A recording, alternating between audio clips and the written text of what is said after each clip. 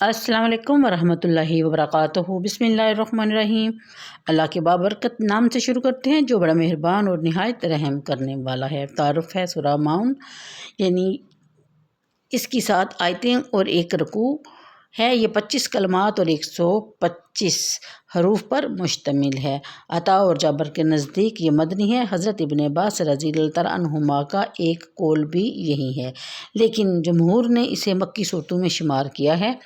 مضامین کی طرف غور کرنے سے معلوم ہوگا کہ اس صورت میں ان لوگوں کے اخلاق و کردار کی تصویر کشی کی گئی ہے جو روز جزا پر ایمان نہیں رکھتے، اسی فانی زندگی کو ہی انسانی زندگی خیال کرتے ہیں اور اس کو زیادہ سے زیادہ آرام دہ اور معزز بنانے کی دھن میں مگن رہتے ہیں۔ خود سوچئے، جو معاشرہ در پر آنے والے خستہ حال یتیموں کو دھکے دے کر اپنے ہاں سے نکال دیتا ہے، جو غریب اور فاقہ کشوں پر نہ خود رحم کھاتا ہے نہ دوسروں لوگوں کو ان کی مدد کرنے کی ترغیب دیتا ہے، از خود تو اس سے انسانی ہمدردی کے جذبہ کا اظہار نہیں ہوتا، لیکن اگر کوئی چاروں ناچارہ اس سے بلائی صادر ہو جاتی ہے تو پھر ریا اور نمود سے اس کو غارت کر دیتا ہے۔ نیکی کی توفیق سے وہ اس قدر محروم ہے کہ کسی کے لیے کوئی بڑا ایثار تو رہا، ایک طرف اس سے تو معمولی نیکی بھی سرزد نہیں ہوتی۔ وہ روزمرہ کے استعمال میں لائی جانے والی چیزیں بھی اپنے دوستوں اور پڑوسیوں کو استعمال کے لیے مانگنے پر بھی ادھار نہیں دیتا۔ جس شخص کا کردار یہ ہو، اس سے زیادہ بدبخت کون ہو سکتا ہے؟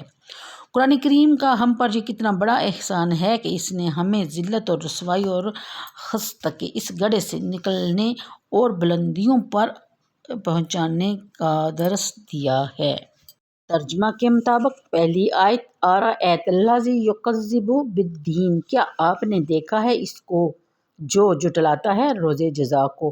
پس یہی وہ بدبخت ہے جو دھکے دے کر نکالتا ہے یتیم کو اور نہ ہی برانگیختہ کرتا ہے دوسروں کو، اور وہ غریب کو کھانا کھلائیں، پس خرابی ہے ایسے نمازیوں کے لیے جو اپنی نماز کی ادائیگی سے غافل ہیں، جو ریاکاری کرتے ہیں اور مانگنے پر انہیں نہیں دیتے اپنی روزمرہ استعمال کی چیزیں۔ تفسیر کے مطابق استفہام اظہار تعجب کے لیے رأیت سے آنکھوں سے دیکھنا بھی مراد ہو سکتا ہے اور کسی کو جاننے اور پہچاننے کے لیے بھی یہ مستعمل ہوتا ہے۔ الدین کے 2 معنی مراد دیے جا سکتے ہیں۔ الدین سے مراد دین اسلام، یعنی کیا تم اس احمق کے حالات کو جانتے ہو جو اس دین حق کی تکذیب کرتا ہے؟ اور اگر دین سے مراد روز جزا ہو تو پھر بھی معنی ہوگا کہ جو نادان روز جزا پر ایمان نہیں رکھتا، کیا تم نے اس کے اخلاقی پستی کا اندازہ لگایا ہے؟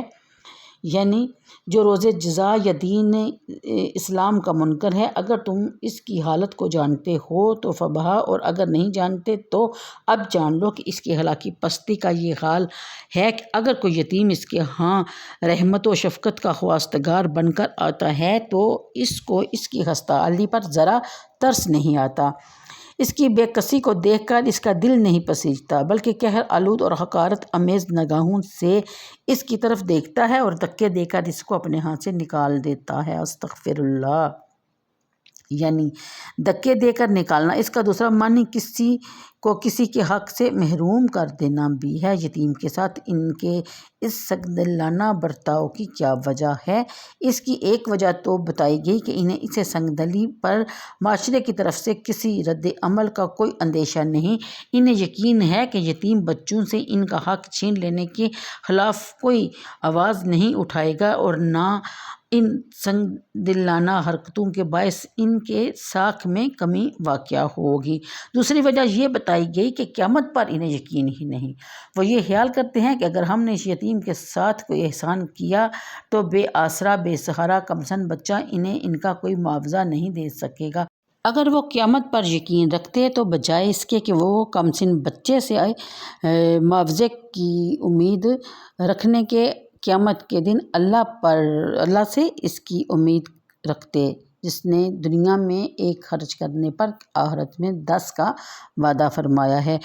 وہ یہ سمجھتی ہے کہ جہاں 10 خرچ کر کے 100 ملنے کی امید نہ ہو وہاں اپنا مال خرچ کرنا پرلے درجے کی بیوقوفی ہے۔ اگر انہیں قیامت پر یقین ہوتا تو اس امید پر اس بچے کے ساتھ وہ نیک سلوک کرتے۔ پھر بیان فرمایا کہ قیامت پر ایمان نہ رکھنے والے انسان ہمدردی کے جذبات سے کس قدر بے بہرا ہوتے ہیں۔ فرمایا کہ وہ خود تو ان یتیموں کی کچھ امداد نہیں کرتے یا ان کے پاس گنجائش نہیں، لیکن دوسرے لوگوں کو تو ان مفلوق الحال لوگوں کی ضروریات زندگی فراہم کرنے کی ترغیب دے سکتے تھے۔ وہ بد نصیب اس سے بھی قاصر ہیں۔ کوئی غریب ان کے نزدیک امداد اور عنایت کا مستحق نہیں۔ انہوں نے ایک خود ساختہ ضابطہ خیال بنا رکھا ہے۔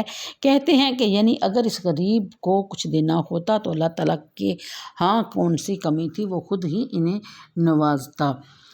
ہم اس کی تقسیم کے خلاف کیوں کر جائیں؟ یعنی غریب کو اگر ہم دیں گے تو ہمیں اللہ تعالیٰ کی طرف سے عذاب کی امید ہے، نہ کہ ثواب کی۔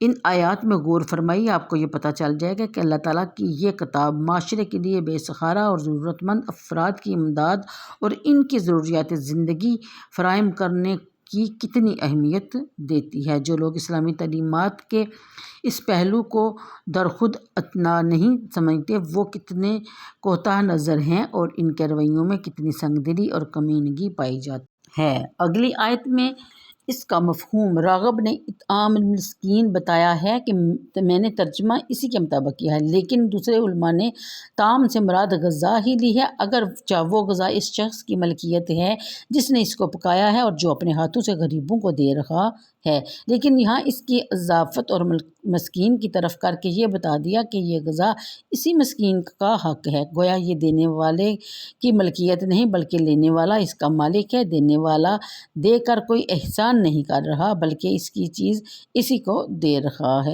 جیسا کہ ہم نے بھی اپنے بڑے بوڑھوں سے سنا ہے کہ ہم مہمان جو ہمارے گھر آتا ہے وہ اپنی روزی اپنا رزق ساتھ لے کر آتا ہے، ہم اس کو نہیں کھلاتے، وہ خود ہی اپنا رزق اپنے ساتھ لے کر آتا ہے، اور ہمیں بھی اسی بات پر یقین ہے۔ اگلی آیت کے مطابق کھلے بندوں جو آخرت کا انکار کرتے تھے، ان کا حال تو آپ نے سنا، اب ذرا ان منافقین کا حال بھی سن لیجئے جنہوں نے بظاہر تو اپنے آپ کو مسلمانوں کے زمرے میں شامل کر رکھا ہے، لیکن ان کے دلوں میں قیامت پر ایمان نہیں، اس لیے نماز کے بارے میں بڑی غفلت کا مظاہرہ کرتے ہیں۔ استغفر اللہ۔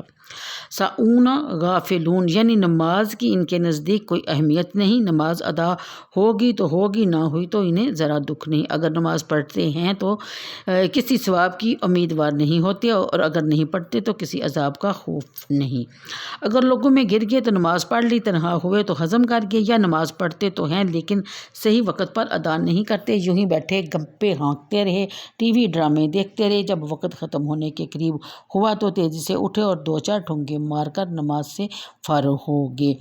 یا نماز میں جس خشوع و خضوع کی ضرورت ہے اس کی انہیں ہوا تک نہیں لگی، کھڑے تو نماز میں اور خیالات دل میں کہیں کہیں ہوتے ہیں۔ یعنی عبادت میں ذکر الہی کی لذت سے کبھی سرشار نہیں ہوتے۔ غفلت کی یہ سب قسمیں ہیں۔ سچے مومن کو چاہیے کہ ان تمام سے پرہیز کی پوری کوشش کرے۔ عطا نے بڑی پیاری بات کہی ہے، فرماتے ہیں الحمدللہ الذی قال عن صلاتہم ولم یقل فی صلاتہم، یعنی اللہ تعالیٰ کا شکر ہے کہ عن صلاتہم فرمایا، فی صلاتہم نہیں فرمایا، ورنہ شاید ہی کوئی نماز اس ویل سے محفوظ رہتا۔ ہر مسلمان کو اثناء نماز میں سہو نسیان سے کبھی نہ کبھی سابقہ پڑتا ہے، اس کی تلافی کے لیے سجدہ سہو کا حکم بھی دیا گیا۔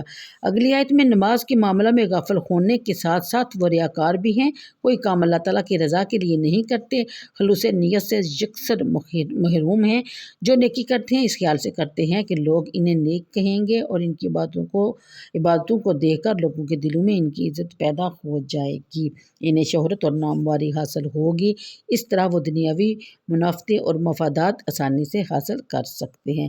آخری آیت معاون کے متعدد معنی بھی بتائے گئے ہیں۔ حضرت سیدنا علی ابن عباس اور محمد بن حنیفہ کی رائے میں معاون سے مراد زکوٰۃ ہے، لیکن علماء تفسیر کی کثیر جماعت نے اس کا معنی روزمرہ استعمال کی چیزیں بتایا ہے، جو ہر پڑوسی بوقت ضرورت اپنے پڑوسی سے لے لیتا ہے ادھار، یا اپنی ضرورت پوری کر کے مالوں کو واپس کر دیتا ہے، جیسے ہنڈیا، ڈول، کوڑھاڑا، چمچ وغیرہ۔ منکرین قیامت کے ہلاکی پستی منافقین کی عبادت سے کلیتاً بے اعتنائی، اس پر ریاکاری اور اپنے ہمسایوں، عزیز دوستوں، قریبی رشتہ داروں سے عام چیزوں کو روکنے کی بھی عادت کا ذکر کر کے مسلمان کو ان سے اجتناب کی تلقین کی۔ بتایا یہ خصلتیں ان لوگوں کی ہیں جو دین کو نہیں مانتے، جن کے دلوں میں نفاق غلاظت ہے۔ تم تو قیامت پر ایمان رکھنے والے ہو، اللہ تعالیٰ کی توحید، اس کے رسول مکرم صلی اللہ علیہ وسلم کی صداقت اور قرآن کریم کے کلام الہی ہونے پر یقین رکھتے ہو۔ تمہیں تو اپنے دامن کو ان علائشوں سے ہرگز آلودہ نہ ہونے دینا چاہیے، ورنہ تم میں اور ان لوگوں میں وجہ امتیاز کیا رہے